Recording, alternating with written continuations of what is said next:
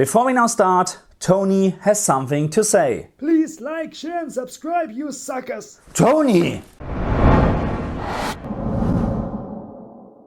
I apologize for Tony, but I support his message. Hello and welcome back to my channel.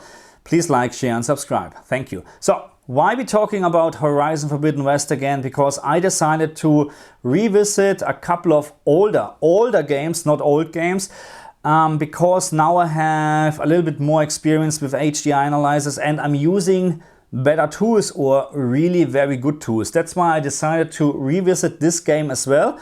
And I have really a couple of very interesting things to share with you. So first of all, and this is one of the most important things, Horizon Forbidden West supports the HDR System Level Calibration on the PlayStation 5 and probably soon on the PC, hopefully as well, at least on Windows 11, but you will see it here. So where's my HDR? It's here. So what is very important, that you have to adjust HDR in the correct way. So I made a couple of videos about this already. Just follow my videos and yeah, you're good to go, because without setting this up in the correct way, Horizon Forbidden West would look not very nice. Horizon Forbidden West has also additional HDR settings in the game, but the good news is that even you wouldn't touch those settings at all, HDR would look absolutely fantastic. But I would like to explain those settings, because if you like to change something, you have to make sure you know exactly what you're doing. In Horizon Forbidden West we have 4 settings. HDR toggle on off, and obviously you need to turn it on if you like to enjoy HDR. Then we have the brightness setting and shadows and highlights. And I like to talk a little bit more in detail what those settings are exactly doing. So the first setting what we have is called brightness, and the brightness setting is changing the average picture brightness from the mid-tone. So you can make the picture way brighter, or also in certain situations you can make it very washed out, or you can make it darker, or in certain situations way too dark. And the next setting what we have is called shadows, and if you have troubles to see very fine details in your or on very dark objects, then you can increase this setting slightly. The same counts if you have the feeling that the game looks washed out, you can decrease this setting slightly. Even when you feel low, you can still go. Even when you feel slow, you can still go. Even when there's no hope, you can still go. I never answer to no, man, I still go. Go, go, go, go, go, go, go, go, go, go, go, go, go, go, go. Hustle hard, hustle every single day. I'll be making moves till I'm buried in my grave. To the system, I don't wanna be a slave. And last but not least we have the highlight setting, and this setting is responsible for the specular highlights, for the maximum peak brightness and the appearance of specular highlights in Horizon Forbidden West.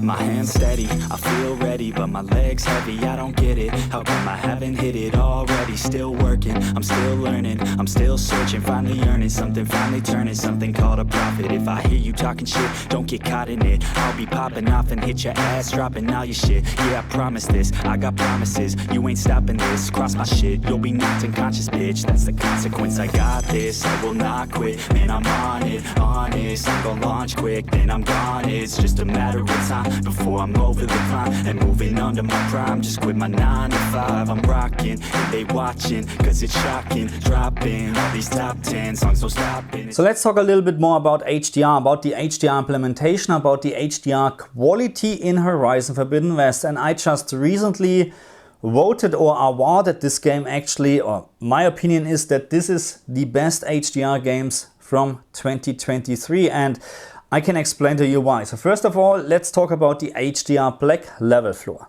And the good news is that the HDR Black Level Floor is flawless, on the spot, just awesome, without touching any settings in the game. So that means everything is on standard factory settings.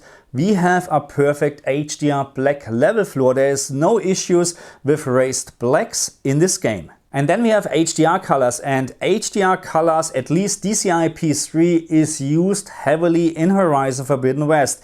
BT 2020 is very rare, but again, there is no need that we, or let's say like this, there's no must that we use all the time BT 2020 colors. So in my opinion, the color range in Horizon Forbidden West is absolutely fantastic, very realistic and on the spot. So in terms of HDR colors, I have no complaints. And then of course we have specular highlights, and I have to say that Horizon Forbidden West, when you compare this game with a game, let's say Cyberpunk 2077, the specular highlights in Cyberpunk 2077 are absolutely outstanding, and I mentioned this already in a couple of videos that if Cyberpunk 2077 wouldn't have this HDR Black Level race, it would easily win HDR Game of the whatever, okay? It would be one of the best HDR games ever made.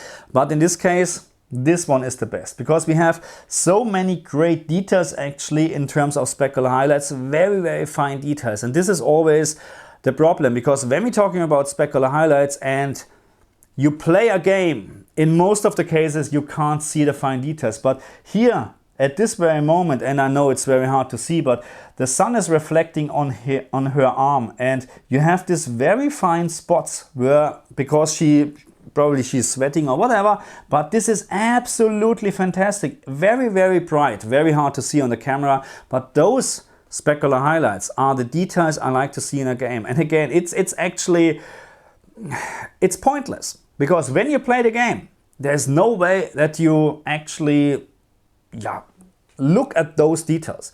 But this is the reason why I think this game has one of the best HDR implementations, because we have so many great little details in terms of specular highlights, and the whole implementation actually in regards of contrast, in regards of colors, shadows, and of course the HDR Black Level Floor is on spot. This makes Horizon Forbidden West one of the best HDR games what you can play. And of course, I know you like to hear my recommended settings for Horizon Forbidden West, and it is actually quite simple, because if you're happy with HDR in this game, then don't touch any setting. I personally wouldn't change brightness setting, because in my opinion, with HGiG enabled, this game has a perfect brightness, in my opinion. But if you like it a little bit brighter, I would rather use dynamic tone mapping or something like that on your TV, but I would not change this, not changing the brightness setting, because you will just overblown the midtones, okay? So the